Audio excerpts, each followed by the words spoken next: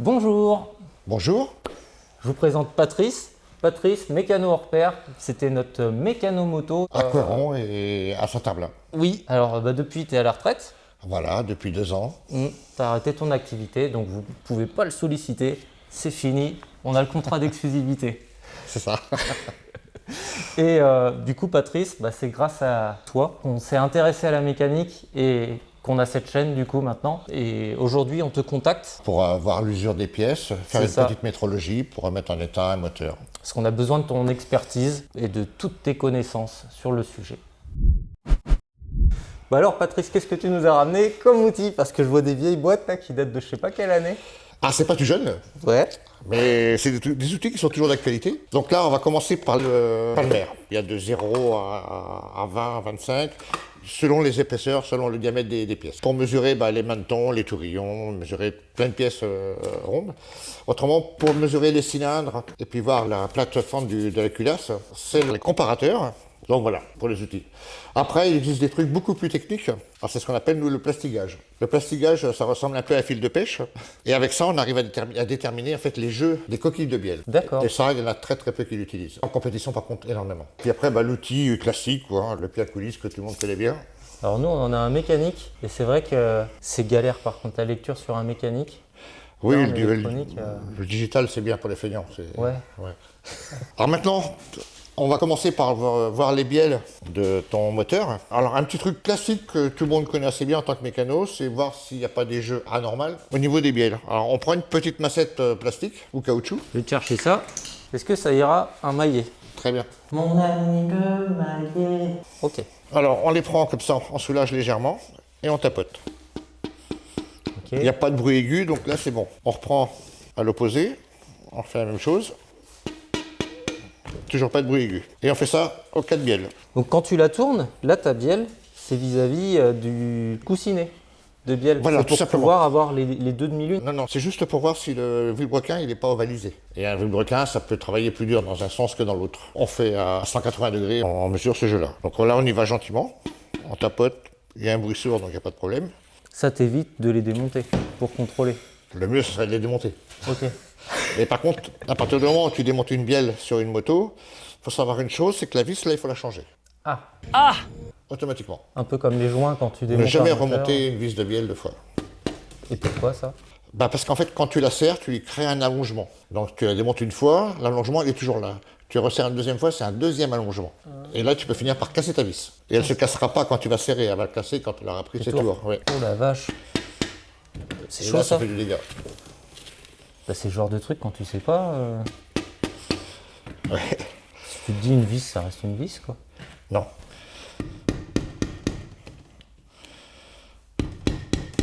C'est lui. C'est lui.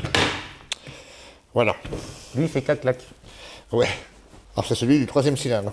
Donc troisième cylindre, capoute, à changer. Donc le mieux, ce serait de l'ouvrir, le démonter, puis voir l'état. Donc là on démonte et comme disait Patrice, il faudra changer les vis. Oui, obligatoirement. T'as pas un couple de malades hein? À moins que t'aies une force de fou. Non. Pour y aller deux, je crois. C'est pas serré très fort.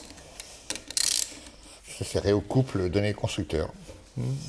C'est pas catastrophe. Oh, tu nous as fait changer de vis. Oui. Mais valait mieux par sécurité. T'as raison. Le problème des coussinets, quand ils sont usés, bien souvent, il tourne lui-même sur la tête de bielle. Ok. Il y a pourtant un petit cran là qui fait l'arête, mais il prend un peu d'usure et il finit par tourner avec le vilo. Et bon, ça dure 2 minutes. Hein. Après le moteur, il casse. Et il y a un bruit particulier, je suppose, quand tu entends ça. Quand le moteur il tourne, tu peux le savoir. Il y a un cognement. Ok. Mais bon, quand le cognement, tu commences à l'entendre, C'est pas bon. je dirais qu'il est presque déjà trop tard. Ah merde. Oui. Parce que le risque c'est quoi? C'est ton Tu moteur. uses ton enrayage complet. Hein. Ouais. Autrement dit, là, ton maneton, Ok. il s'use prématurément et puis tout est mort. Quoi. Ouais, et puis tu peux même plus corriger le jeu. Non, Du coup en jouant. tu ne peux plus corriger le jeu. Il est trop tard. Je t'ai enlevé pour te faire voir. Donc voilà, cette petite languette là. Alors en fait, non, il est très bien. Tu peux le remonter sans problème. Sauf qu'il faut changer les vis. Vaut mieux démonter et s'assurer que tout soit correct plutôt que de se dire Ça devrait le faire et puis remonter de la mer. Quand vous remonterez, vous ferez bien attention parce qu'il y a toujours un sens. Sur le vilebrequin, il y a un sens de rotation. Alors là, tu vois, le sens de rotation, c'est par rapport aux repères qu'ils ont, eux, comme ça. Ah tu oui, le cas là. Voilà. Ok. En fait, c'est le repère du poids de la bielle. La bielle, elle a un poids? Oui. Je pensais que c'était uniquement le vilebrequin qui avait ses poids. Alors, le vilebrequin, non, lui, on lui fait un équilibrage pour qu'il tourne bien rond, pour pas apporter de vibration. Une moto qui vibre, un moteur qui vibre énormément, c'est dû à un vilebrequin déséquilibré. Donc les Ducati ont des vilebrequins déséquilibrés? Pas forcément. C'est encore un autre problème. Ça, à la limite, ce qu'on peut faire, c'est mesurer le maneton. Alors, pour déterminer quel palmer prendre, tu prends le pied à coulisse. Ok. Tu mesures le diamètre de ton maneton, en gros. Bon, là, toi, ils font 29, 30. Donc, celui-ci va être trop petit. On va prendre celui-là, 25, 50. Toujours l'étalonner. Ok. Donc là, tu l'étalonnes avec une pièce où tu connais la mesure? Non, c'est une pièce qui est fournie avec. Tous les palmers sont comme ça. Là, bon, maintenant, ma couette, elle est bonne. Je vais la rapprocher de 30 mm de diamètre. Et là, tu le mesures sur 2-3 surfaces. Ok. Tu vas au contact ou tu vas Tout un simplement, peu plus voilà. Ouais, ok. Et sans forcer dessus. Ok. Il ne faut jamais forcer. Là, ça passe. Là, on a 29,95. Ça, on pourra voir s'il est bien rond. Ok.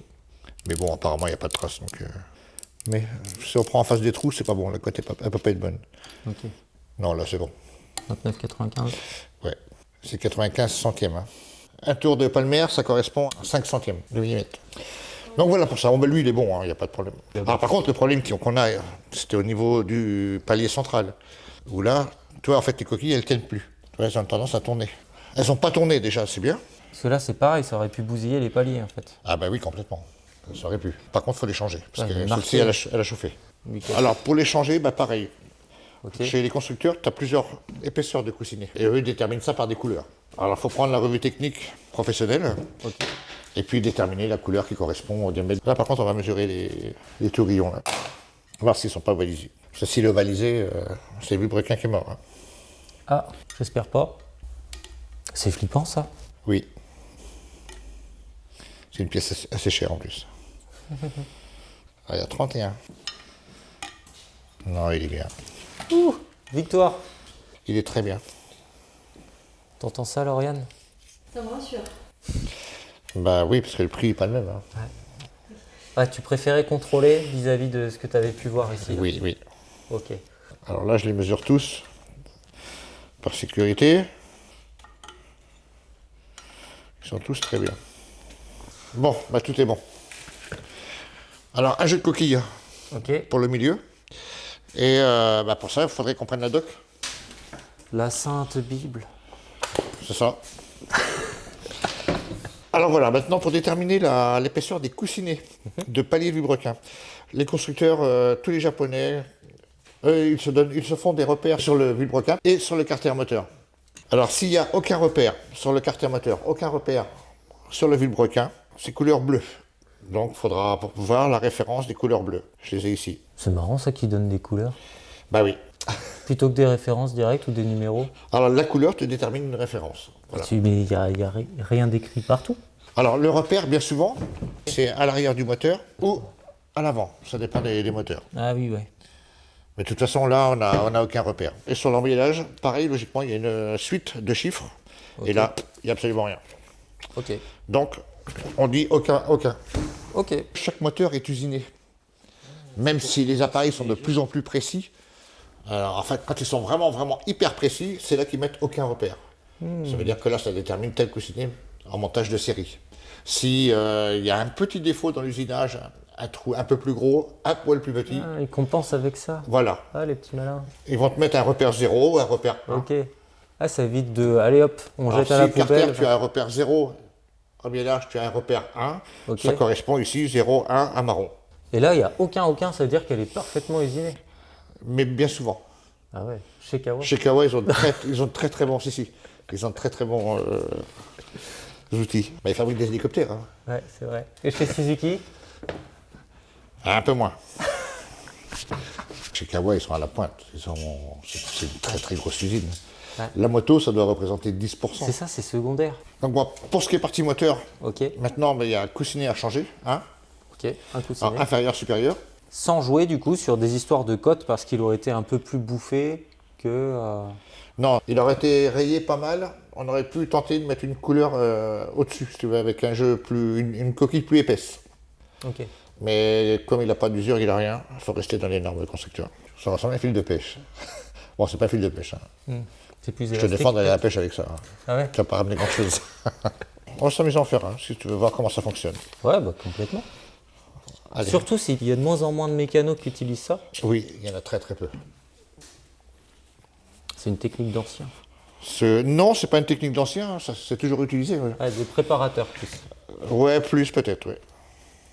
Parce que Patrice, il n'était pas que mécano, il était aussi préparateur et il avait Oui. une team. Oui, aussi. Faut prendre un tout petit bout, Ok. comme ça. Voilà. Faut le mettre en travers sur la coquille. S'il veut bien. Ok. Pas simple. Tu m'étonnes, ça doit coller en plus. Non, non, ça colle pas. Ça,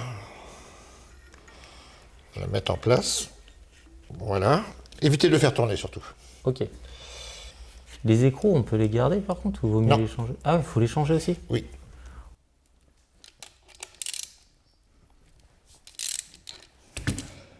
Il est là. Il est pas très joli, mais quand c'est comme ça, Ouais.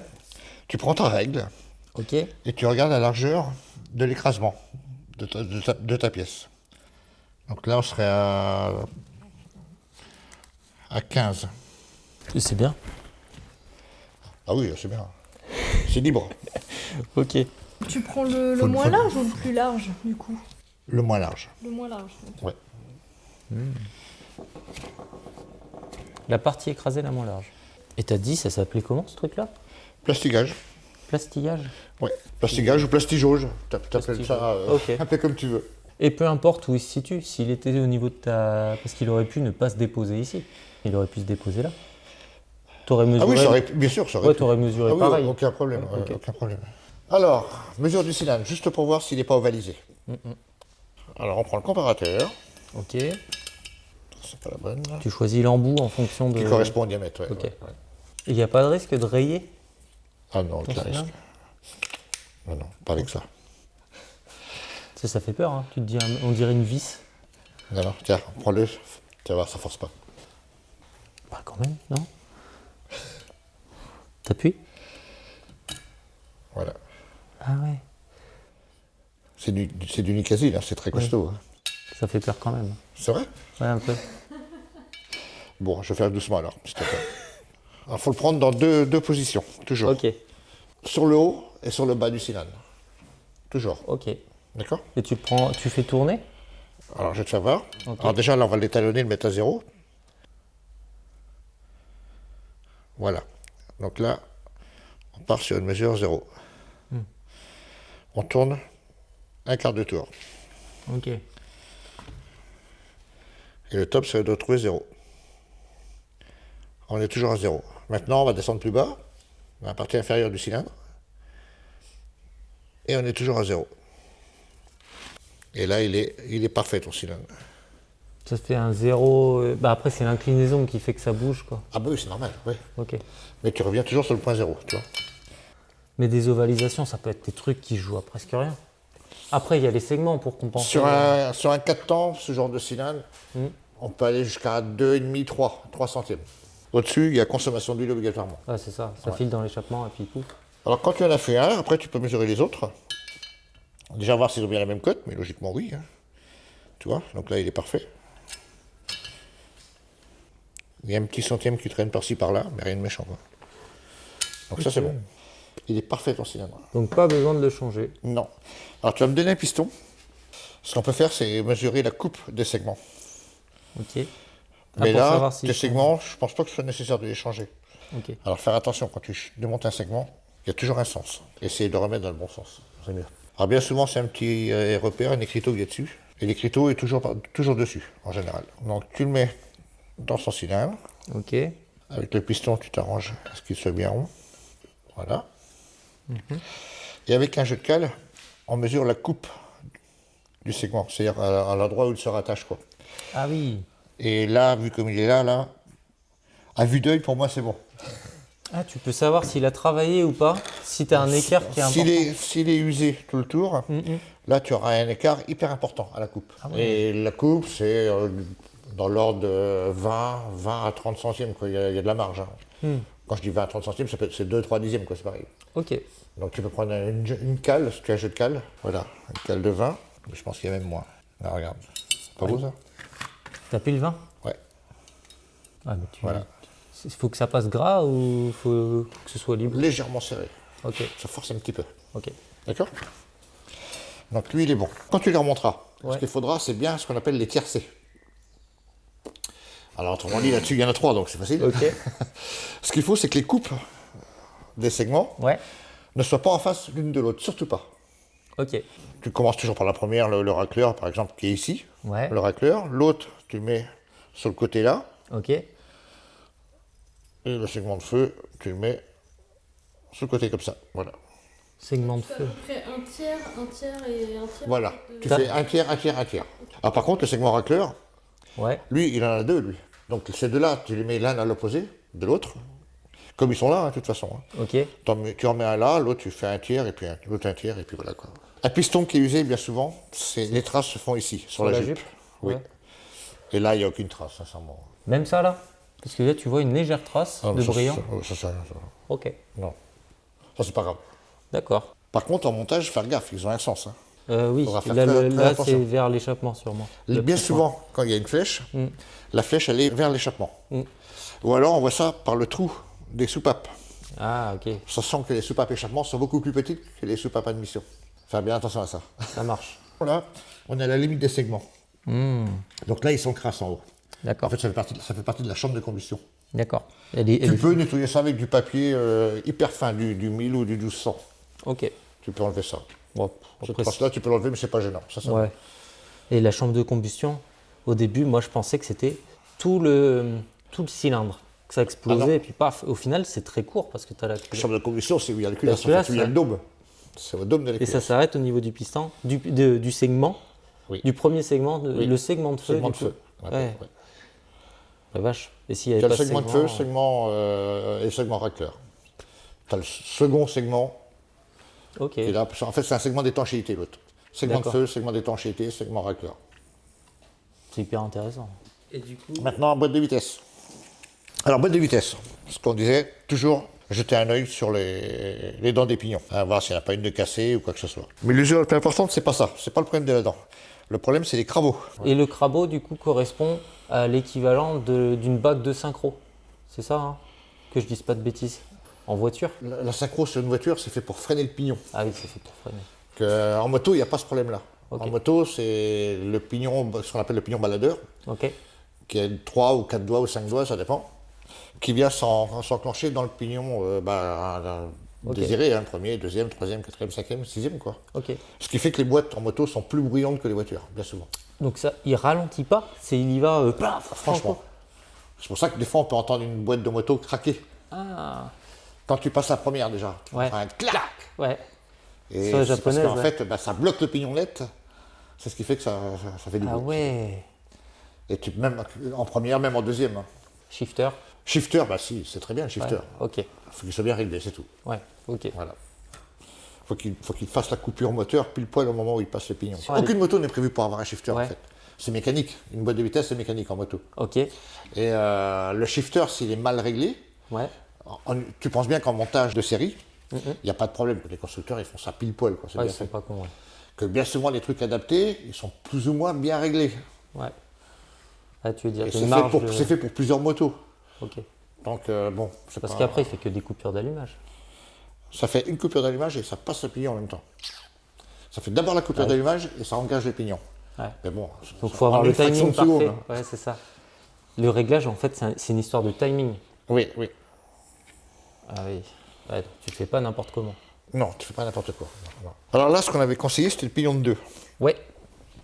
En fait, le crabeau, lui, il faut faire bien attention aux dents. Voir si elles sont pas trop arrondies. Là, je dirais qu'elles sont parfaites. Par contre, on voit qu'il a frotté dans le fond du pignon. Et là, on a une légère usure, toujours. Quand c'est un peu trop loin, sachant qu'un crabeau, ça va pas très loin. Ça va 1,5 mm, 2 mm, grand maximum dans le pignon. C'est pas la longueur totale du crabeau. Oui. Donc si il y a un peu d'usure, mais le crabeau finit par sauter. C'est ce qu'on appelle le gros problème de chez Kawasaki. Ah, il n'y a pas que du bien. Oh, s'il y a juste ça C'est va. ce qui fait le charme. Oui. Oui, mais ça coûte cher, hein, le charme. Dans l'idéal, si on écoute tous les constructeurs, tout ça, je ferais changer les 3 pignons. Plus les 3 pignons en face. Mais là, il n'y avait pas de souci, ni rien. Ils ont pas d'usure. Il n'y a aucune usure au niveau des dents. Donc je peux dire honnêtement, ça va peut-être en faire râler quelques-uns, ils vont dire, bah lui il connaît rien, il change qu'un pignon. Oui. S'ils veulent. Hater de merde. Moi, c'est pas un problème. Qui m'appelle cela? Si c'est un moteur qui avait beaucoup de kilométrage ou vraiment de l'usure dans la boîte, le pignon, il s'use un petit peu. Alors si tu mets un pignon neuf là, et en face, tu laisses l'ancien, tu vas avoir un sifflement. Si tu as une boîte qui siffle, c'est ça. Ok. Tu vois? Une boîte qui siffle Oui, en mode triomphe. voilà. Excellent. Par contre, quand il y a ça, il faut quand même jeter un œil aux fourchettes. Voir s'il n'y a pas frottement, s'il n'y a pas de l'usure sur les doigts de fourchette. Et là, on peut constater qu'il y a un petit peu d'usure là. Donc il faut remplacer cette fourchette-là. Elle n'est pas tordue ni rien, hein. Je pense qu'elle n'a pas de défaut, mais bon. Il y a eu frottement, ça veut dire que le pignon il s'est baladé un peu dessus. C'est léger là. Hein. Tu peux démonter une boîte en parfait état et on peut trouver ça. Bon bah écoute Patrice, merci beaucoup pour toutes ces explications. C'est vraiment avec plaisir. À tout bientôt. Bon, certainement. Ouais.